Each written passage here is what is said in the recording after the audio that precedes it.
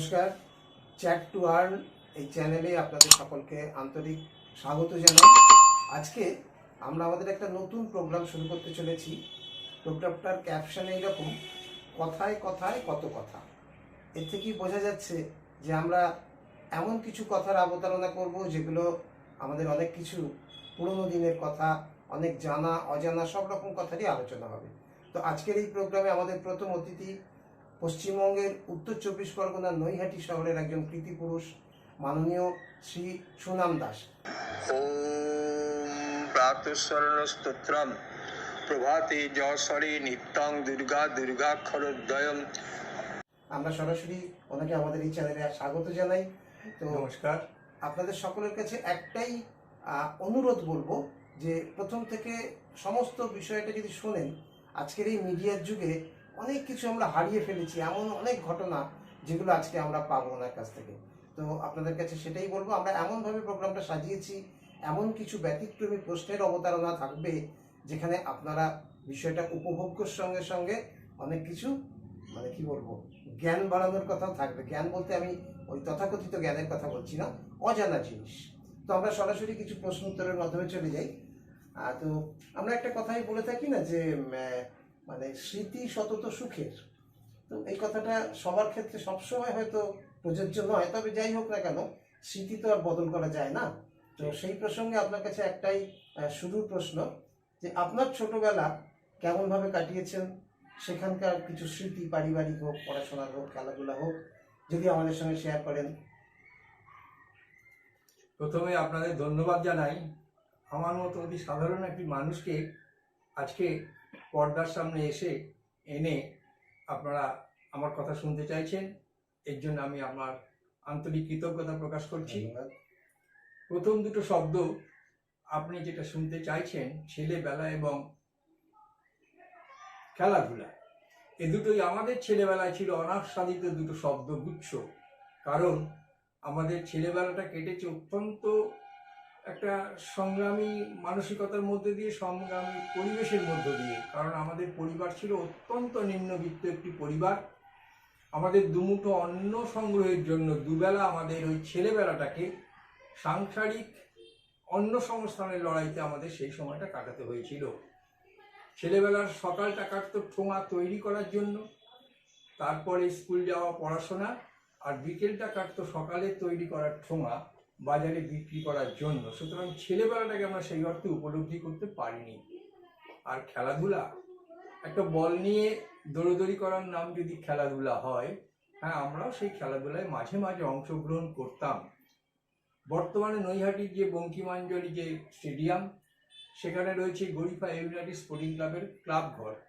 এই ক্লাবের উত্তর দিকে একটা সরু ফালি জায়গা ছিল, যেখানটা আমরা আমাদের পাড়ার কিছু ছেলেপিলে এবং মাঠের আশেপাশের কিছু সাধারণ ঘরের ছেলেপিলে নিজেরাই বল নিয়ে দৌড়াদৌড়ি করতাম। এই হচ্ছে আমাদের ছেলেবেলার খেলাধুলা এবং ছেলেবেলা। আচ্ছা, তো শুরুতেই বলি যে এরকম অভিজ্ঞতা এখন আর শুনতে পাবেন, ছোঁয়া বেঁধে পড়াশোনা, খেলাধুলা। তো আসলে আমরা এগিয়ে যাই। তো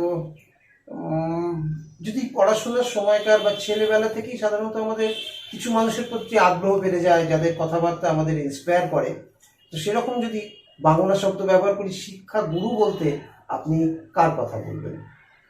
যখন ছেলেবেলায় জ্ঞান হওয়ার পর থেকে বাবার হাত ধরে শিক্ষা লাভের জন্য যার কাছে আমাকে বাবা পৌঁছে দিয়েছিলেন, তিনি হলেন আমাদের তৎকালীন যদুনাথ পাঠশালার থার্ড স্যার শম্ভুচরণ নাথ। আজকে আমরা পরবর্তীকালে শিখেছিলাম যে দীক্ষা একজন গুরু, তিনিও পিতার তুল্য। তো এইসব কথা শেখার আগেই আমরা তাকে পিতার পাশেই, সেই আসনেই তাকে বসিয়েছিলাম। তার এই যে পিতৃ স্নেহ, সেটা আমরা দু হাতে চেটে পুটে ভোগ করেছিলাম। সেই শম্ভুচরণ নাথ আমার শিক্ষাগুরু, যিনি আমাকে পথ দেখিয়ে আজকে এই জায়গায় এসে পৌঁছাতে সাহায্য করেছেন, সেই শম্ভুচরণ নাথই আমার শিক্ষাগুরু। আচ্ছা, প্রাথমিক স্তরে আপনাদের সময়ে বৃত্তি পরীক্ষা বলে একটা সরকারি পরীক্ষা ছিল বলে শুনেছি। হ্যাঁ, সেটা জেলা ভিত্তিক হতো। জেলা ভিত্তিক হতো। তো সেই প্রসঙ্গে আপনার কিরকম অভিজ্ঞতা? আপনি কি অংশগ্রহণ করেছিলেন? হ্যাঁ, আমার সৌভাগ্য হয়েছিল ওই জেলা প্রাথমিক শেষের যে মেধাবৃত্তি পরীক্ষা, সেই পরীক্ষায় আমি নৈহাটি পৌরসভা পরিচালিত অবৈতনিক প্রাথমিক বিদ্যালয়ের একজন ছাত্র হিসাবে আমি সেখানে অংশগ্রহণ করেছিলাম। আজকে আমার বলতে ভালো লাগছে যে সেই সময় সমাজের সো-কল্ড যারা আর কি আর্থিক দিক দিয়ে দুর্বল পরিবার, সেই সমস্ত পরিবারের ছেলেরাই ওই নৈহাটি মিউনিসিপ্যালিটি প্রাথমিক স্কুলে পড়তেন। আমার বাবা যেহেতু পড়াশোনার জন্য কোনো অর্থ ব্যয় করতে পারতেন না, আমি ওই প্রাইমারি ফ্রি স্কুলে পড়েছিলাম এবং নৈহাটি মিউনিসিপ্যাল ফ্রি প্রাইমারি স্কুলের তরফ থেকে আমি ওই বৃত্তি পরীক্ষায় অংশগ্রহণ করেছিলাম। বলতে ভালো লাগছে, স্মৃতি সততই সুখের, সেই সুখটুকু আমি আজকে অনুভব করছি এ কথা বলতে যে তৎকালীন 24 পরগনা জেলায় প্রাথমিক বৃত্তি পরীক্ষায় 10 জন ছাত্র ছাত্রীকে বৃত্তি দেওয়া হতো। আমার বাবা মার আশীর্বাদে, আমার শিক্ষাগুরুর আশীর্বাদে আমি সেই 10 জনের মধ্যে একজন ছিলাম এবং আমি প্রাথমিক শেষ বৃত্তি পরীক্ষায় বৃত্তি লাভ করেছিলাম, যেটা আমার পরবর্তীকালে শিক্ষা জগতে আমাকে অনেক সাহায্য করেছে। আমি শুরু করেছিলাম বৃত্তি পরীক্ষায় বৃত্তি পাওয়ার মধ্য দিয়ে। তো দর্শক বন্ধুরা, আমরা একজন সঠিক মানুষকেই বেছে নিয়েছি, কি বলেন? আমাদের কথায় কথায় কত কথা প্রোগ্রামের জন্য প্রথম যাকে আমরা পেয়েছি, অসাধারণ না? বৃত্তি পরীক্ষায় অখণ্ড 24 পরগনা, তখন কিন্তু উত্তর দক্ষিণ ভাগ ছিল না, সেইখানে উনি প্রথম 10 জনের একজন। তো আমাদের পক্ষ থেকে অনেক ধন্যবাদ আপনাকে। এরপরে তো চলে যায় স্কুল কলেজ, ইয়াং বয়েজ যেটা। তো ওই সময় আমরা প্রত্যেকেই যেমন বুঝতে পারি যে ওই সময়টা যেন একটা কি ঘটে, হ্যাঁ, জীবনে অনেক রকমের নতুন নতুন অভিজ্ঞতা হয়, তার মধ্যে ছেলে মানুষই থাকে, একটু দুঃসাহসিকতা থাকে। এইরকম কোনো অভিজ্ঞতা যদি থাকে, খুব সংক্ষেপে যদি আমাদের একটু আলোকিত করেন। দেখুন, দারিদ্র্যের বোঝা আমাদের অনেকদিন বইতে হয়েছিল। প্রাথমিক স্তরে গিয়ে প্রাথমিক ক্লাস 4 পাস করার পর গরিফা উচ্চ বিদ্যালয়ে আমি ভর্তি হয়েছিলাম এবং স্কুলের তরফ থেকে যেহেতু আমার একটা সুনাম ছিল, আমি সেখানে ভর্তি হয়ে সুনাম বজায় রাখার চেষ্টা করেছিলাম। আমার আজকে বলতে বা স্মরণ করতে ভালো লাগছে, আমাদের তৎকালীন গরিফা স্কুলে একজন ক্লার্ক ছিলেন, তার নাম ছিল অরুণ বাবু। ছোটোখাটো চেহারা, শান্তশিষ্ট চেহারা। তো যখন আমি ভর্তি হতে তার টেবিলে আমার কাগজপত্র জমা করলেন আমার মাস্টারমশাই, তিনি নামটা করে বললেন, সুনাম, সুনাম বজায় রাখতে পারবে তো? আমি মাথা নিচু করে বলেছিলাম, স্যার আপনাদের আশীর্বাদ থাকলে পারবো। তো তাদের আশীর্বাদে স্কুলে পড়াশোনার ক্ষেত্রে সুনামটা আমি বজায় রেখেছিলাম। কিন্তু আমাদের যেটা প্রায় বলবো জীবন সঙ্গী হয়েছিল কিছুদিন পর্যন্ত, আজকে আমরা সেই অবস্থা থেকে কিছুটা উত্তীর্ণ হলেও জীবনের প্রায় কিশোর অবস্থা পর্যন্ত, তরুণ অবস্থা পর্যন্ত আমাদের যেটা পাথেয় ছিল, সেটা এক হচ্ছে দারিদ্র্য, 2 হচ্ছে সততা, 3 হচ্ছে আত্মসম্মান বোধ। আমাদের পরিবারের এটা হচ্ছে ঐতিহ্য। আমাদের আর্থিক দুর্বলতা ছিল, আমরা সমাজে অবহেলিত মানুষের মধ্যেই পড়তাম, কিন্তু আমাদের আত্মসম্মান বোধ এবং আমাদের সততা, এটা ছিল আমাদের একটা শিরোনাম বলতে পারেন, এবং যেটা আমরা আজ পর্যন্ত বয়ে চলেছি। তো যাই হোক, সেই স্কুলে 5ম শ্রেণীতে রেজাল্ট বেরিয়েছে, আমার রেজাল্ট ভালো হয়েছে, কিন্তু রেজাল্ট আমি হাতে পাইনি। আমি টিফিনে বসে আছি আমার ঘরে মাথা নিচু করে, কারণ টিফিন খাওয়ার কোনো সুযোগ তো ছিল না আমাদের। অরুণবাবু খুঁজতে খুঁজতে এসছেন ঘরে, সুনাম কোথায়? আমি দাঁড়ালাম, রেজাল্ট নাওনি কেন? স্যার মাইনে বাকি আছে। তিনি বললেন যে শোনো, তোমার বাবাকে নিয়ে এই স্কুলে যিনি সম্পাদক অনাদি মিত্র, তার বাড়িতে যাবে, তার মিসেসের সঙ্গে, তার স্ত্রীর সঙ্গে দেখা করবেন, উনি খুব দয়ালু মহিলা, তাকে গিয়ে তোমার রেজাল্টের কথা বলবে, আর্থিক সমস্যার কথা বলবে, তুমি নিশ্চয়ই রেজাল্টের ব্যবস্থা হয়ে যাবে। আমি তাকে বললাম, স্যার বাবা যাবেন না, তবে মাকে নিয়ে আমি যেতে পারি। আমি মাকে নিয়ে আমাদের তৎকালীন সম্পাদক অনাদিবাবুর বাড়িতে গিয়েছিলাম, তার স্ত্রীর সঙ্গে সবকিছু বলেছিলেন মা। সেই দয়াবতী মহিলা বললেন, যাও কালকে গিয়ে স্কুলে রেজাল্ট পেয়ে যাবে, আমি স্যারকে বলে দেবো। রেজাল্ট আমি পেয়েছিলাম, শুধু রেজাল্ট পাইনি, আমার ওই রেজাল্টও পেয়েছিলাম। অর্থাৎ পরবর্তীকালে কখনো আমাকে স্কুলে পয়সা দিয়ে পড়াশোনা করতে হয়নি, আজীবন বিনা পয়সায় ফ্রিতে আমি পড়াশোনা করেছি সেই দয়ালু মহিলার আশীর্বাদে। তো আপনি শুনেছি খুব ছোট থেকেই মানে দায়িত্ব ব্যাপারটা কাঁধে নিতে অভ্যস্ত হতে হয়েছিল। এখন জানি না সেটা কিভাবে কি পরিস্থিতিতে চাপে পড়ে নাকি নিজের আগ্রহে। তো দায়িত্ব শব্দটা আপনার জীবনে কোন সময় থেকে আসলো? দেখুন, যে প্রশ্নটা আপনি করেছিলেন তার সোজা সরাসরি উত্তর এবং সঠিক উত্তরই আপনাকে দেব। সেই সঙ্গে সঙ্গে আজকে যারা শ্রোতা বন্ধু, দর্শক বন্ধু, তাদেরকে বলবো আমি যেটা করেছিলাম সেটা বলছি। তার রেজাল্ট সকলের পক্ষে সঠিক হয় কিনা বা আমার পক্ষেও সঠিক হয়েছিল কিনা তার দায়িত্ব কিন্তু, তার বিচারের দায়িত্ব আপনাদের উপর ছেড়ে দিয়ে বলছি কি ঘটেছিল। আমি একটু আগে বললাম যে আমাদের আত্মসম্মান বোধটা আমাদের পরিবারের একটা মূলধন। আমাদের অনেক কিছু ছিল না, কিন্তু সততা বোধ এবং আত্মসম্মান বোধটা কিন্তু আমাদের অত্যন্ত সক্রিয় ছিল আমাদের মানসিকতায়। তা আমি কলেজে পড়তে পড়তে আমার জীবন সঙ্গিনী বেছে নিয়েছিলাম। তো জীবন সঙ্গিনী বেছে নেওয়ার পথে সেই সময় আজ থেকে প্রায় 50-53 বছর আগে যে সামাজিক পরিবেশ ছিল সেখানে একটু কঠিনতম অবস্থা ছিল, এবং আমাকে আমার জীবন সঙ্গিনীর পরিবারের কিছু কিছু মানুষ থ্রেট করেছিলেন, বলেছিলেন তোমাকে মার্ডার করে দেব। আমি যে কোনো কারণেই হোক, সব দিক দিয়ে আমি দুর্বল ছিলাম, কিন্তু মানসিকতায় আমার কিন্তু সারেন্ডার শব্দটা ছিল না। আমি সেই চ্যালেঞ্জটা গ্রহণ করেছিলাম। ফলে আমি যখন পার্ট 1-এর ছাত্র, আমি আমার জীবনসঙ্গীর হাত ধরে জীবন যুদ্ধে অবতীর্ণ হয়ে পড়েছিলাম। নিজের দায়িত্বের কথা বাদ দিন, যখন আরেকজনের দায়িত্ব আমার কাঁধে এসে পড়ল, খুব স্বাভাবিকভাবে দায়িত্ববোধ ব্যাপারটা সেই দিন থেকেই আমাকে ঘিরে ধরল। তো এই দায়িত্ববোধ থেকেই তো বোধহয় আপনি জীবনের অনেক রকমভাবেই আমরা যেটুকু খবর পেয়েছি যে জীবিকা নির্বাহের জন্য অনেক কিছু আপনাকে করতে হয়েছে। তার পরবর্তী যে একটা পদক্ষেপ শুনেছি, আপনি একটা প্রাথমিক স্কুল তৈরি করেছিলেন আপনার এবং কিছু আরও পরিচিত বন্ধু বান্ধবের উদ্যোগে। সে সম্পর্কে যদি একটু কিছু বলেন, কি করে ব্যাপারটা ঘটলো? ঠিকই, দায়িত্ব মাথায় এসছে, কয়েকটা টিউশনি করি, কোনো রকম জীবন ধারণ করি। তো তখন চাকরির ক্ষেত্রে আজকের মতো সমস্যা ছিল না, কিন্তু সমস্যা ছিল। তখন আমি এবং আমার মতো কিছু বেকার বন্ধুরা আমাদের পাড়াতেই, অর্থাৎ নৈহাটিতে যেটা শানপুকুর এলাকা বলে, সেখানে হেমন্ত বসু প্রাইমারি স্কুল নামে একটা প্রাথমিক বিদ্যালয় আমরা সংগঠিত করেছিলাম। তখন প্রাথমিক বিদ্যালয়ে সরকারি স্বীকৃতি এইভাবেই আসতো, যুবক ছেলেমেয়েরা স্কুল সংগঠিত করতো, স্কুল চালাতো, পরবর্তীকালে সরকারি ইনস্পেকশনের মাধ্যমে যদি সেটা তোমার স্বীকৃতি লাভের যোগ্য হতো, স্বীকৃতি দিত সরকার এবং বেতনও দিত। এইভাবে আমি 71 সালে একটা স্কুল তৈরি করেছিলাম কয়েকজন মিলে, এবং প্রধান শিক্ষকের দায়িত্ব আমি নিয়েছিলাম। পরবর্তীকালে 73 সালে সেইটা সরকারি অনুমোদন লাভ করে এবং জীবনে একটা স্থায়ী আয়ের পথ আমি পেয়েছিলাম। মানে শুধু একার আয়ের পথ খোঁজেননি, আরো কয়েকজনের জন্য তার মধ্যে বাই ডিফল্ট রয়ে গেছে। ধন্যবাদ। তো তারপরে তো এগোতে থেকেছে। আমি শুনেছি যে আপনি LLBও কমপ্লিট করেছিলেন। আমার সিনিয়র ছিলেন শ্রদ্ধেয় অ্যাডভোকেট সুভাষ চক্রবর্তী, তার কাছে আমার মতো 9 জন জুনিয়র ছিলেন। তা আমি তখন ঘর থেকে পয়সা নিয়ে, বাস ভাড়া নিয়ে কোর্টে যেতাম আর খালি পকেটে বাড়ি ফিরতাম। আমার দায়িত্ব এসে গেছে। এই অবস্থায় বেশি দিন চলা সম্ভব হয়নি। তো আমি যখন স্যারকে একদিন বললাম, স্যার আমার পক্ষে আর কোর্টে আসা সম্ভব হবে না, তিনি বললেন, সুনাম আমার 9 জন জুনিয়র আছে, but you are the best of the lot. Sir কিন্তু উপায় নেই, পেট তো, খিদে তো আর কিছু মানে না, আমি আপনার কাছে কাল থেকে আর আসতে পারবো না। ফলে আমি সেই জায়গাটা থেকে সেখানে সরে এসেছিলাম।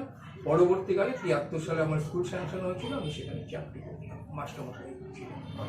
মানে আপনার প্রধান ভূমিকা জীবিকা হিসাবে স্কুল শিক্ষক। এবারে আমরা একটু অন্য জগতে ঢুকি। মানে নৈহাটি শহর শুধু নয়, তার বাইরে ছড়িয়ে গিয়ে অনেক দূর পর্যন্ত সুনাম দাস নামটা শুনলেই সঙ্গে একটা রাজনীতির ছবি উঠে আসে। তো সাধারণত আমরা দেখেছি রাজনীতি করতে আসে একটু বেশ উচ্চ বংশ, মানে উচ্চ বংশ, আমি আর্থিক উচ্চতার কথা বলছি, আগেকার দিনে তাই হতো আমরা দেখেছি। তো সেখানে আপনার মতন এরকম একটা পরিবেশ থেকে উঠে আসা মানুষ হঠাৎ করে রাজনীতিতে কিভাবে ঢুকে পড়লেন, আমাদের খুব জানতে কৌতূহল হচ্ছে। দেখুন, আমার এই 72 বছরের জীবনে প্রায় 52টা বছর আমি পার করেছি রাজনীতির জগতে। আমাকে একটু দুটো সময় একটু বেশি দিতে হবে এই প্রসঙ্গটা বলার জন্য। বলুন। দেখুন, আমার দৃঢ় বিশ্বাস, আমি বিশ্বাস করি যে আমাদের জীবনে দৈবাৎ, অকস্মাৎ, হঠাৎ এসব বলে কোনো শব্দ নেই। আমাদের জীবনের প্রতিটি পল অনুপল বিধাতা নির্ধারিত। আপনার সঙ্গে আজকের এই আলাপচারিতা আপনার ইচ্ছাতেও নয়, আমার ইচ্ছাতে তো নয়, এটাও কিন্তু নির্ধারিত হয়ে আছে বলেই, ছিল বলেই আমার বিশ্বাস। যেমন আজকে আমরা টিভি দেখি, টিভির যে শুটিং হয়ে থাকে পরবর্তীকালে আমরা নির্দিষ্ট সময়ে টিভির পর্দায় সেই ছবিগুলো আমরা দেখি। সিমিলারলি আমাদের জীবনে প্রতিটি পল অনুপল পূর্ব নির্ধারিত হয়ে আছে, সময় আসলে তারই প্রতিফলন ঘটে আমাদের বাস্তব জীবনে। এক মিনিট, তফাৎ একটাই, হ্যাঁ, যে ওখানে এডিট করার অপশন থাকে, টিভি প্রোগ্রামে জীবনে আর সেটা ঘটে না। একদম। থাকলে আমরা অনেক কিছু বদলাতে পারতাম। যাই হোক, আপনাকে মাঝখানে ছেলেবেলা থেকেই জানতাম আমাদের পরিবার নাকি কংগ্রেসি পরিবার। তো যাই হোক, আমাদের জ্ঞান হওয়ার আগে থেকেই আমাদের পিছনে কংগ্রেসি ছাপটা লেগে গিয়েছিল। আর আমরা যে অঞ্চলটা থাকতাম সেখানে অধিকাংশই খেটে খাওয়া মানুষ, যদিও আমরা খেটে না খেতে পাওয়ার মানুষ, তবুও আমরা কিন্তু কংগ্রেসি বলে পরিচিত ছিলাম। এবং আমার বাবার সঙ্গেও আমি দেখেছি সমাজের আর্থিক দিক দিয়ে সচ্ছল মানুষের সঙ্গে ওঠা বসা, তাদের সঙ্গে চলাফেরা, এবং আমরা সেই অর্থে কংগ্রেসি। 1967 সাল, তখন আমি হায়ার সেকেন্ডারি পরীক্ষার্থী। নির্বাচন এসেছিল, বিধানসভা নির্বাচন। তো আমি দেখলাম আমাদের পাড়ায় একটা দেওয়ালে একটা পোস্টার লাগানো রয়েছে যে শুনলে পারে হাসি পায়, কংগ্রেস আবার ভোট চায়। কথাটা 2-3 বার পড়লাম, পড়ার পর মনে হলো এর একটা যেন উত্তর আমার মনের মধ্যে তৈরি হয়ে যাচ্ছে। আমি মায়ের আলতা নিয়ে খবরের কাগজে লিখলাম, হাসিপাত ক্ষতি নাই, কংগ্রেস ভোটে জিতবে ভাই। এবং সেবার কংগ্রেস নৈহাটি বিধানসভা জিতেছিল, যদিও সরকার তৈরি হয়েছিল অকংগ্রেসি। তে হচ্ছে আমার সেই ওই ব্যাধের মতো, কি যেন ব্যাধটার নাম ছিল, একলব্যের মতোই নিজেই রাজনীতির আমি শুরু করেছিলাম, কোনো রকম দলীয় নির্দেশ ছাড়াই। এর পরবর্তীকালে যেটা আমার জীবনে একটা পরিবর্তন এনেছিল সেটা হচ্ছে আমার রাজনীতিতে, প্রতিনিধিত্বমূলক রাজনীতিতে অংশগ্রহণ করা। তৎকালীন রামকৃষ্ণ সিনেমার ওখানে বান্ধব সমিতি বলে একটি খুব নাম করা খ্যাতনামা সমিতি ছিল, যার অধিকাংশ মেম্বারই ছিলেন ওখানকার লব্ধ প্রতিষ্ঠিত ব্যবসায়ী। আমার ব্যবসা ছিল না, আমি বেকার ছিলাম, কিন্তু আমার ওখানে যাতায়াতটা ছিল। তো 1981 সালে মিউনিসিপ্যাল নির্বাচনের দিন সকালবেলা আমরা দাঁড়িয়ে আছি, সেদিনকে নমিনেশন সাবমিটের লাস্ট দিন। আমরা জানতাম যে আমাদের ওখানে প্রাক্তন চেয়ারম্যান ডক্টর নগেন্দ্রচন্দ্র ঘোষ তিনি প্রার্থী হবেন, আমরা তার হয়ে ভোট দিন করবো। আমরা বলছি না, আমি বলবো। তখন আমাদের সকলের যিনি রাজনৈতিক এবং অন্যান্য দিক দিয়ে যিনি আমাদের নেতৃত্ব দিতেন, কানুদা প্রণবলাল চক্রবর্তী, তিনি বললেন, এই বাড়ি যা, স্নান করে আমরা নির্দল প্রার্থী দাঁড় করবো শান্তিদাকে, অর্থাৎ পালওয়াজ কোম্পানির মালিক রাধাবল্লভ পাল, অর্থাৎ শান্তিদা। তো তারা যাবেন, আমি বাড়ি যা, চলে শুনাম, তুইও যাবি, চান করে যা। চলে গেলাম, তাদের কথা আমাদের কাছে শিরোধার্য ছিল। বাড়ি গেলাম, বৃষ্টি পড়ছে, যেটা আমার স্বভাব বিরুদ্ধে। একটা ছাতা নিয়ে আমি বেরিয়েছি রাস্তায়, 2-3 মিনিট রাস্তায় বেরিয়েছি কিনা আমার ভাই দৌড়তে এসে বললো, ছোটদা বৌদি কারেন্ট খেয়ে পড়ে গেছে, বাড়ি চলে আয়। আমার যেন কেন মনে হলো, ঠিক আছে, দুধ জ্ঞান আছে তো? বললো হ্যাঁ জ্ঞান আছে, যা দুধ খাও, আমি আসছি। চলে গেলাম মিউনিসিপ্যালিটি অফিসে। সেখানে তখন বিশাল হলঘরে এখনকার মতো রাজনৈতিক মুখ দেখা দেখি বন্ধ ছিল না, পাশাপাশি বিভিন্ন দলের লোকেরা, কর্মীরা ফর্ম ফিল আপ করছে। আমরা শান্তিদার ফর্ম ফিল আপ করলাম। ফর্ম ফিল আপ করে জমা দেওয়ার সময় সরকারি অফিসার বললাম, আপনাদের ডামি কোথায়? ডামি ক্যান্ডিডেট দেবেন তো? অর্থাৎ যে যদি কোনো কারণে আমাদের প্রার্থীর কোনো অসুবিধা হয়, তখন ডামি তাকে আমরা ওখানে সাবস্টিটিউট হিসাবে ক্যান্ডিডেট করব। কারণ তো বললেই শুনলাম, তোর ফর্ম ফিল আপ কর। আমি কাঁদো করে বললাম, দাদা আমি তো খেতে পাই না, তুই কি ভোটে দাঁড়াবি নাকি? তোর তো ডামি, কাল উইড্রো করে নিবি। যাই হোক, ফর্ম জমা হলো। এবং দুর্ভাগ্য, পরবর্তী দিনে স্ক্রুটিনিতে 2টি মাত্র নাম বাদ গিয়েছিল, এবং তার মধ্যে আমাদের একজন রাধাবল্লভ পাল, অর্থাৎ শান্তিদা। আমরা সবাই মাথা নিচু করে বাড়ি চলে আসলাম। সন্ধ্যাবেলা ক্লাব ঘরে মিটিং ডাকা হলো। নানা রকম আলোচনার পর কানুদা এবং শান্তিদা বললেন যে সুনাম থাক। আমি প্রায় কাঁদো অবস্থায় তাদের হাত পায়ে ধরলাম, দাদা আমি খেতে পাই না, কিন্তু সিদ্ধান্ত হয়ে গেল, তুই তো লড়ছিস না, আমরা তোকে দাঁড় করাচ্ছি। তো সেইভাবে আমার নাম থেকে গেল, এবং নির্দল প্রার্থী হিসেবে আমি সবার প্রতিদ্বন্দ্বিতা করেছিলাম। প্রতীক কি ছিল? প্রতীক ছিল বোধহয়, কি ছিল, দাড়িপাল্লা। দাড়িপাল্লা, yes। সিনেমার উপরে অনেক দাড়িপাল্লা আঁকা ছিল এটা। ঠিক, দাড়িপাল্লা। তো নির্দল বলতে যা বোঝায়, আমি আপনাদের আজকে বলতে খুব গর্ব অনুভব করছি। সেই সময় আমাদের খুব একজন শ্রদ্ধেয় ব্যক্তি ছিলেন জ্যোৎস্নাময় ঘোষ, যিনি আরএসপির একজন সক্রিয় নেতৃত্ব দিতেন। তিনিও আমার হাত ধরে ওই অঞ্চলের মানুষের কাছে গিয়েছিলেন সুনাম দাসকে ভোট দেওয়ার জন্য। সেই নির্দল প্রার্থী হিসাবে আমি প্রথমবার নির্বাচিত হয়েছিলাম। আজকের দিনে অবাক হতে হয় যে আমার সেই সময় নির্বাচনে আমার ব্যক্তিগত ঋণ হয়েছিল 127 টাকা। অর্থাৎ বিভিন্ন সময় ওই স্লোগান দিয়ে এসে 2-4 জন ভাই বন্ধুকে চা খাইয়েছিলাম, তার পয়সা আমি দিতে পারিনি। 127 টাকা আমার খরচা হয়েছিল। পরবর্তীকালে অন্য এক বন্ধু সেই টাকাটাও দিয়ে দিয়েছিলেন। অর্থাৎ 1981 সালে প্রতিদ্বন্দ্বিতা করে নির্বাচনে জয়ী হয়ে আমার কোনো ব্যক্তিগত ব্যয় হয়নি। এ প্রসঙ্গে আর একটা কথাও বলি, দেখুন রাজনীতিতে না জেতার আগেই ডোনেশন পাওয়া শুরু হয়ে গেছিল। কাটমানি নয় কিন্তু ডোনেশন। ঠিক আছে, যাই হোক, কয়েকদিন আগে আমার সেই শ্রদ্ধেয় ডাক্তার নগেন্দ্রচন্দ্র ঘোষের একটা জীবনী আমি সংক্ষেপে পত্রিকায় ছাপিয়েছিলাম। তাতে লিখেছিলাম যে ডাক্তার নগেন্দ্রচন্দ্র ঘোষকে যদি মাঝরাতেও ডাকতে যাওয়া হতো কোনো রোগীর বাড়ি থেকে, ডাক্তারবাবু ঘুমের এক হাতে চোখ মুছতেন আর এক হাতে লুঙ্গি ধরে হাঁটতে হাঁটতে রোগীর বাড়ি যেতেন, আর রোগীর বাড়ির মানুষেরা ডাক্তারবাবুর ব্যাগ নিয়ে হাঁটতেন। আমি একজন ডাক্তারবাবুর নাতিকে পরিহাসের ছলে বললাম যে এখন তো 4 চাকা না থাকলে ক্যান্ডিডেট হওয়া কঠিন, সেই সময় লুঙ্গি পরা লোক কিন্তু চেয়ারম্যান হতেন। যাই হোক, এই হচ্ছে আমার রাজনীতিতে আসা। এবং পরবর্তীকালে আমি শুনেছিলাম আমি নাকি একটু ভালো বলতে পারতাম। তা আমি একটু আগে আলোচনা প্রসঙ্গে বলছিলাম যে রাজনৈতিক যদি তোমার নেতৃত্বে আসতে হয়, অর্থাৎ যদি তোমার 10 জনের মধ্যে একজন হতে হয়, তোমার কিন্তু বক্তা হতে হবে। তো আমার পরবর্তীকালে আমি কংগ্রেস বামপন্থী বিরোধী রাজনীতি করেছিলাম। আমার বামপন্থী বন্ধুই বেশি, তারা বলতো যে তোর কথা শুনলে আমাদের গা জ্বলে, কিন্তু শেষ পর্যন্ত না শুনে আমরা কিন্তু তোর মিটিং আমরা ছাড়ি না। যাই হোক, এইভাবে আমার রাজনীতিতে পদার্পণ, রাজনীতি আমি করেছি এবং সকলের আশীর্বাদ নিয়ে আমি রাজনীতি থেকে অবসর। আমরা শুরুতে যে প্রসঙ্গটা বলেছিলাম যে উপভোগ্য এবং অজানা কথা পাবেন। একজন কাউন্সিলর, এখন কাউন্সিলর বলা হয়, তখন কমিশনার বলা হতো, 127 টাকায় নির্বাচনী বৈতরণী পার হয়েছেন। ভাবতে পারেন? আজকে আর ভাবা যাবে না, ভাবার প্রয়োজন নেই।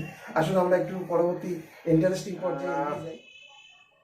ধরুন আপনাকে যদি জিজ্ঞাসা করি যে রাজনীতি জীবন, পার্সোনাল জীবন, প্রফেশনাল লাইফ সব মিলিয়ে আপনার ভালো লাগা বা বলে না যে একটা মধ্য গগন বলে একটা কথা আছে, সেই সময়টা যদি আমি জানতে চাই, কোন সময়টা যে আপনি সব কিছু মিলিয়ে নিজেকে খুব সাকসেসফুল মনে করছেন বা নিজের মনের মতন কাজ করতে পারছেন, অনেককে অনেক পরিষেবা দিতে পারছেন, এরকম কিছু প্রসঙ্গ যদি জানতে চাই আমরা আপনার কাছ থেকে কি পাবো? দেখুন, আমার ছেলেবেলার সঙ্গে তুলনা করলে পরবর্তী জীবনটা প্রতিদিনই আমার উত্তরোত্তর মানুষের সান্নিধ্য পেয়েছি, তাদের পাশে থাকতে পেরেছি। এটা আমাকে যদি বলেন উজ্জ্বলতম দিন, উজ্জ্বলতর বলো, উজ্জ্বলতম বলুন, সেটা হচ্ছে 1981 থেকে 1995 হচ্ছে আমি একদম সক্রিয়ভাবে আমার জীবনের প্রতিটি চ্যালেঞ্জ আমার সামনে যখন কোনো প্রস্তাব আসতো, যে প্রস্তাবে আমি ভাবতাম যে এইটার মাধ্যমে আমি 5 জনের কাছে পৌঁছাতে পারবো, তাদের পাশে দাঁড়াতে পারবো,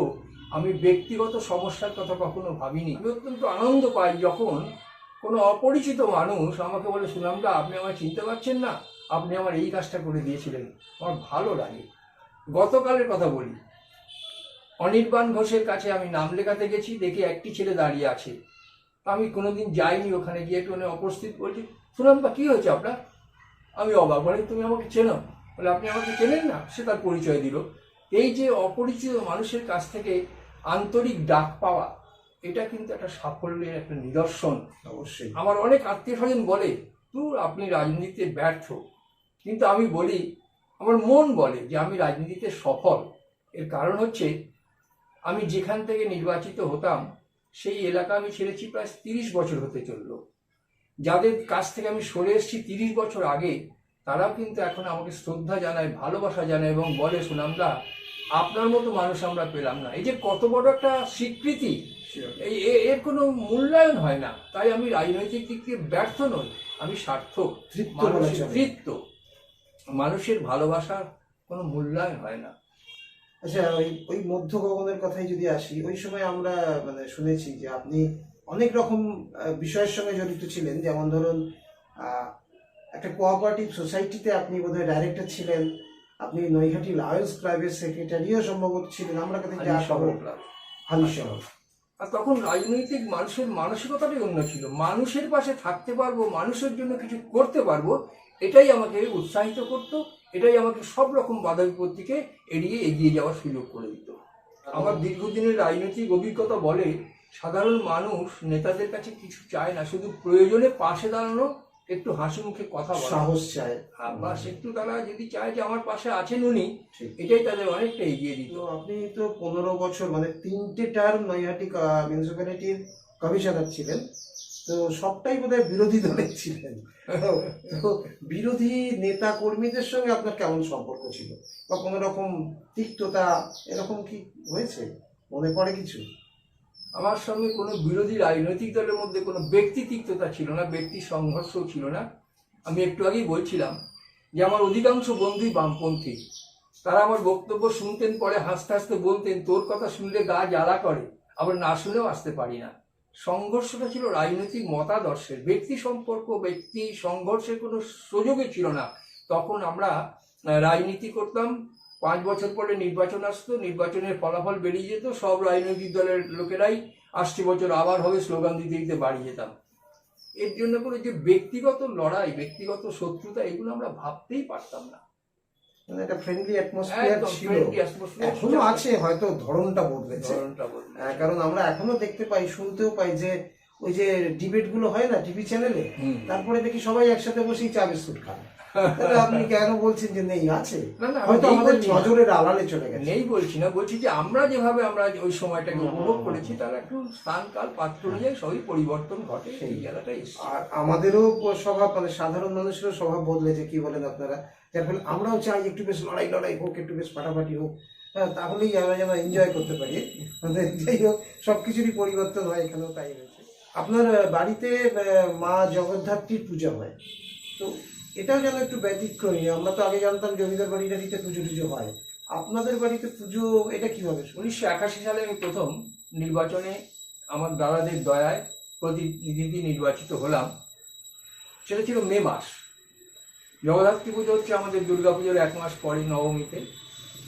তো এর আগে পর্যন্ত প্রতিটি পুজোয় আমাদের মতো কিছু মানুষ, আমি, অরুণদা, কালিদাস দা, এরাই ওই চাঁদা টাদা কালেকশনে একটা মূল অংশ নিতাম। তো 81 সালে জগদ্ধাত্রী পুজোর আগে ক্লাবের অন্যান্য সমস্ত প্রক্রিয়া চলছে, বিল এসে গেছে, চাঁদার জন্য বেরোতে হবে। সেখানে দেখছি যে আলোচনা হচ্ছে, কিন্তু সেই আলোচনার বৃত্তের থেকে আমার যেন একটা দূরত্ব তৈরি হয়ে যাচ্ছে। এমনকি কালেকশনে বেরোনো হয়ে গেল, চাঁদা তুলতে বেরোনো হয়ে গেল, আমার কাছে কোনো খবর নেই। আমায় বলছেন, হ্যাঁ শুনাম, যা ওদের সঙ্গে যা। আমার না খুব মানসিক যন্ত্রণা শুরু হলো। আমি সেই কানুদার কাছে গেলাম, যে কানুদা, পুজোয় তো সেই বিল ছাপানোর থেকে শুরু করে আমার একটা ভূমিকা থাকে, আপনি বলেন এই কর ওই কর সেই কর, এবার আপনি আমার কিছু বলছেন না। উনি বললেন, শোনাম, আমাদের ক্লাবটা তো রাজনীতি নয়, অরাজনৈতিক, আর তুমি এখন রাজনীতিতে সক্রিয় হয়ে গেছো, তাই আমি তোমাকে ফ্রন্টে আনতে চাইছিলাম। তিনি খুব স্বাভাবিকভাবে বললেন, কিন্তু আমার কাছে যেন মনে হলো বজ্রঘাত হলো। আমার যেন মনে হলো তিনি আমাকে নির্বাসন দিলেন। মায়ের পুজো হবে, আমি কোনো অংশগ্রহণ করতে পারবো না।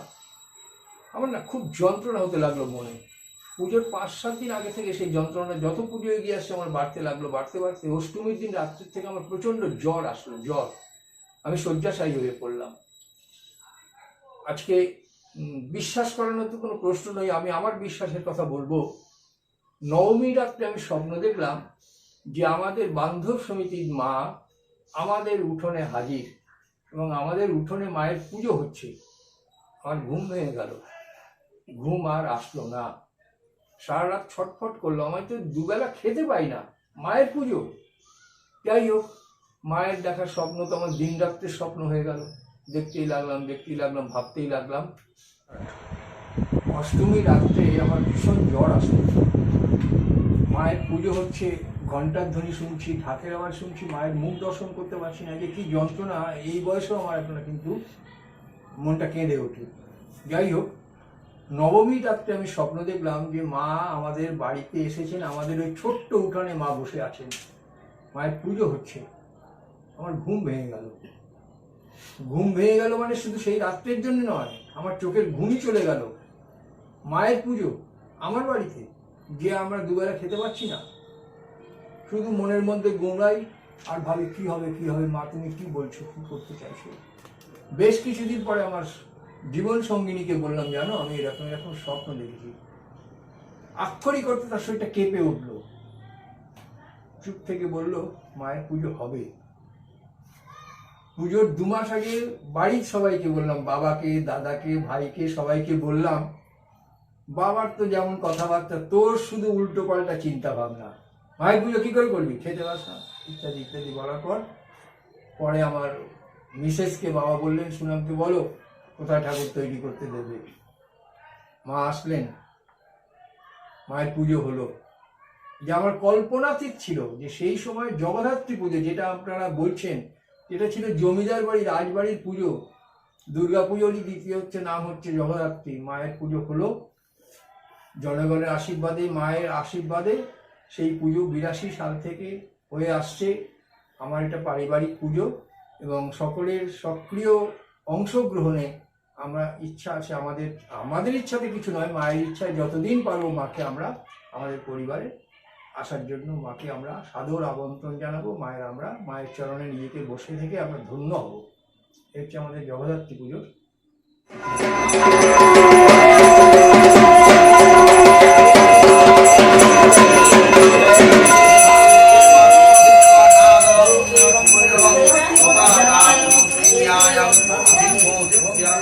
প্রসঙ্গে আসি, যে ওই ছোটবেলার খেলাধুলা তো শুনলাম, তো পরবর্তীকালে কি খেলাধুলা, বিনোদন, এসব জগতের সঙ্গে আর কোনো যোগাযোগ সেভাবে ঘটেছে?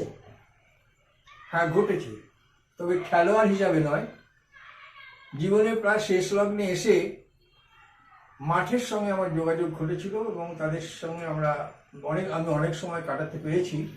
সৌভাগ্যক্রমে নৈহাটি স্টেডিয়ামে বর্তমানে যে 2টো ক্লাব রয়েছে, শতবর্ষ পার করা গরিফা ইউনাইটেড স্পোর্টিং ক্লাবের সভাপতির পদ দিয়ে তারা আমাকে ধন্য করেছিল। আমি কিছুদিন নৈহাটি স্পোর্টিং ক্লাবেরও সভাপতির পদে ছিলাম। এখনও যেটা রয়েছে সব পেয়েছি আসর, নৈহাটি সব পেয়েছি আসরে ওরা আমাকে তাদের কার্য সমিতির মধ্যে রেখেছে এবং সভাপতি করে সুযোগ দিয়েছে। আর একটা মানে ইন্টারেস্টিং বিষয়, আপনাকে অভিনয় জগতেও দেখা গেছে, সেটা কি করে হলো? এত কিছুর মধ্যে আবার অভিনয়।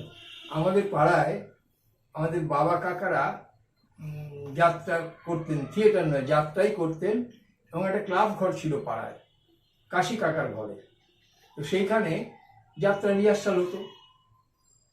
আমরা যারা ছোট ছিলাম, পড়াশোনার ফাঁকে ফাঁকে ওই রিহার্সাল দেখতে যেতাম, শুনতে যেতাম।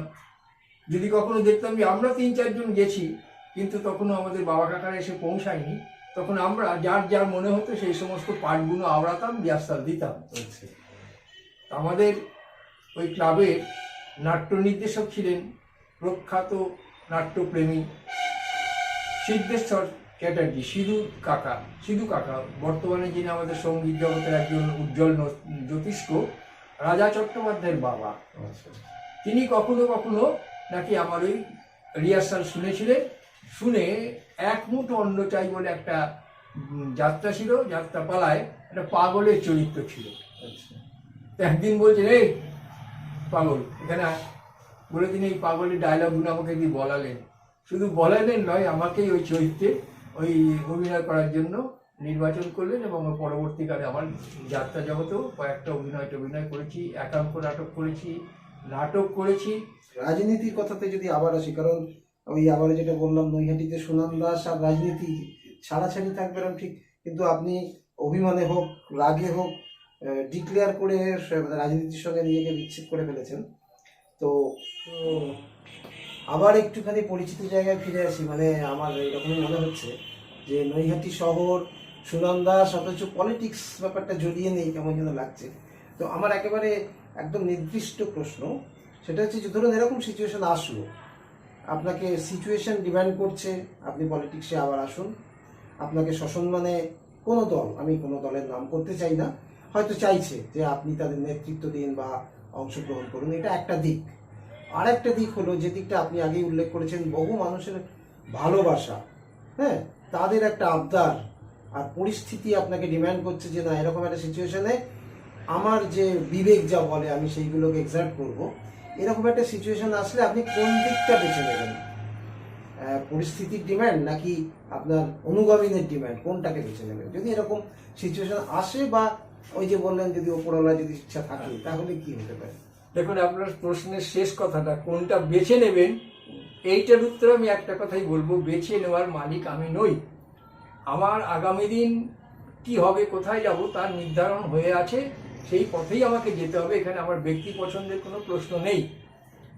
আর রাজনীতি থেকে আমি বিচ্ছিন্ন হইনি, সক্রিয়তা থেকে আমি বিচ্ছিন্ন হয়েছি। আমি সক্রিয় রাজনীতি করি না, কিন্তু আমার রাজনৈতিক মতবাদ, যেখানে যে কথাটা বলা উচিত বলে আমি মনে করি, আমার পারিবারিক ঐতিহ্যকে স্মরণ করে, আমার গুরুজনদের স্মরণ করে আমি সঠিক কথাটা সঠিক জায়গায় বলতে আজও পছন্দ করি।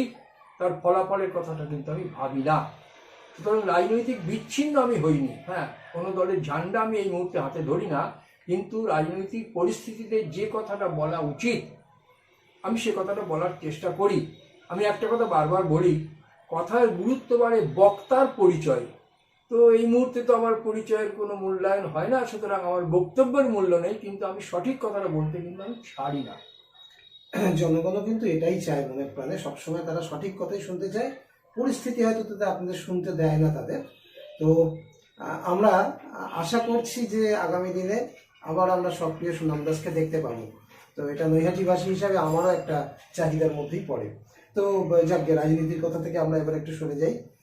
আপনার যে পরিচয়টা দিয়ে আমি শুরু করেছি, গল্পকার সুনাম দাস, এই মুহূর্তে আপনার সবচেয়ে ভালো লাগার জায়গাটা বোধহয় এটা যে মালির পরিচর্যায় সাজানো বাগানের ফুলকে সবাই ভালো বলে এবং তার ঘ্রাণতামায় আজ্ঞান নেয়, কিন্তু অজ্ঞাত অবস্থায় আগাছা রূপে জন্মে যারা এই সমাজে লড়াই করে যাচ্ছে, যাদের কথা কেউ শুনতে চায় না বা যাদের কথা কারো কানে পৌঁছায় না, তাদের কথাগুলো আমি বলতে চাই।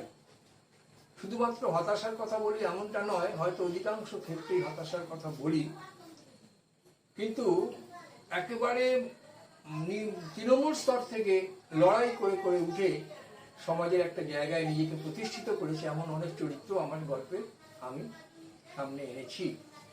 আমি আর একটা গল্পের বই খুব শীঘ্রই ছাপতে যাচ্ছি, জীবন আরসি থেকে। সেই একই কথা, যারা রয়েছেন আমাদের পাশে, যাদেরকে আমরা জানি না চিনি না, সেই সমস্ত মানুষের মধ্যে যে অসাধারণ গুণাবলী রয়েছে সেগুলোকে মানুষের সামনে তুলে ধরাই আমার কলমের অন্যতম উদ্দেশ্য। বাগানের বাইরে যে আগাছাগুলো রয়ে গেছে, নিজের সৌরভে যারা চারদিকটাকে সুরভিত করছে, তাদের কথা বলাই হচ্ছে আমার সাহিত্য সেবার অন্যতম উদ্দেশ্য। ওই জন্যই তো আপনার প্রথম বইয়ের নাম দিয়েছেন সেই রকম, জীবন থেকে নেওয়া, এবার জীবন আরসি থেকে। আচ্ছা আচ্ছা। ব্যক্তিগত, রাজনীতি, পরিবার, লেখালেখি সবগুলোকে, মানে এবার আমরা প্রায় শেষ পর্যায়ে আসছি, সব কিছুকে যদি আমি আলাদা আলাদাভাবে দেখি, আবার সব মিলিয়েও ফেলি, তাহলে কিছু বিশেষ বিশেষ ঘটনা আপনার নিশ্চয়ই মনে পড়বে। এইরকম কয়েকটি ঘটনা দিয়েই যদি আজকে আমরা আমাদের প্রোগ্রামটা শেষ করি, তাহলে কেমন হয়? পরিবার, লেখালেখি, রাজনীতি, একেবারে ব্যক্তিগত বা নিজস্ব অভিজ্ঞতা, এরকম কিছু গল্প যেগুলো আপনার মনে দাগ কেটে রেখেছে। দেখুন, প্রাকৃতিক নিয়মেও 24 ঘন্টা দিনের মধ্যে কিন্তু আমরা 24 ঘন্টা সূর্যের আলো পাই না, প্রকৃতিতেও নেমে আসে অন্ধকার। তো মানুষের জীবনেও শুধুই সূর্যালোক, অন্ধকার নেই এমনটা তো হতে পারে না। তবে আমাদের দিনের সূর্যালোকিত অংশটাকে আমরা বেশি আলোচনা করি, বাকি সময় তো আমরা ঘুমিয়েই কাটাই। তো আমার জীবনেও আলোই পেয়েছি বেশি, অন্ধকার যেমন আসেনি তা নয়। সে অন্ধকার কিন্তু আমার কিছু শিখিয়ে দিয়ে গেছে। সেই শিক্ষাটা হচ্ছে এই, যে অন্ধকার চিরস্থায়ী নয়, আবার আলো আসবে। আমি বারবার বলেছি যে আমরা অত্যন্ত নিম্নবিত্ত পরিবারের সন্তান। প্রকৃত অর্থে, আক্ষরিক অর্থে আমার বাবা তার নিজের শরীরের রক্ত বিক্রি করে আমাদের খাইয়েছে। সেই অন্ধকারের দিনগুলো আমাকে কিন্তু সূর্যের দিকে তাকাতে উৎসাহিত করেছিল যে অন্ধকার কিন্তু কেটে যাবে, আলো আসবেই। তো আমার জীবনে অনেক অনেক অন্ধকার এসছে। আমার ব্যক্তি জীবনে একটা অঘটন আমার ঘটেছে, আমার একটি সন্তান চলে গেছে। ছেলেবেলার কথা বলতে গেলে আমরা দুই ভাই, তখন ছোট ভাই আরো ছোট, এক ভাইয়ের খাবার, মুখের খাবার আরেক ভাইকে দিতে হয়েছে। সেদিনকেও আমরা হাসি মুখে মেনে নিয়েছি যে এটাই বিধাতার নির্দেশ। আজকে আমাদের বাড়িতে দু চারজন আসলে তারা হাসি মুখে কিন্তু সময় কাটায়, তাদেরকে আমরা দুটো অন্যের ব্যবস্থা করে দিতে পারি। এই যে আলোকিত দিনগুলো আমাকে কিন্তু খুব উৎসাহিত করে এবং আমাদের দৃঢ় বিশ্বাস, আমার বাবা মায়ের আশীর্বাদ, আমার বাবা মায়ের লড়াই সংগ্রাম আমাদের পরিবারকে, আমাদের পরিবারের প্রতিটি সদস্যকে আগামী দিন একটা আরো উজ্জ্বল এবং আলোকিত নির্দিষ্ট দিকে নিয়ে যাবে। তাদের আশীর্বাদে এটাই হচ্ছে আমাদের জীবনের শেষ কথা। অনেক ধন্যবাদ। তো এটুকু বুঝলাম যে আমাদের আরো অনেক কিছু অজানা রয়ে গেল। আগামী দিনে যদি এরকম কোনো সুযোগ পাই আমরা আপনাকে পাশে পাবো এই আশা রেখে আজকের আমাদের এই অনুষ্ঠান শেষ করছি। আপনাকে অনেক ধন্যবাদ। আমার মতো সাধারণ মানুষের কথা শোনার জন্য আপনারা এতক্ষণ সময় দিলেন, এর জন্য আমার আন্তরিক কৃতজ্ঞতা জানাচ্ছি। যদি আপনাদের সামনে, আপনাদের পাশে বসার সুযোগ পাবো, যদি আবার পাই, আমি ধন্য হব। সেই সুযোগের অপেক্ষায় রইলাম। আপনারা সকলে ভালো থাকবেন। ধন্যবাদ।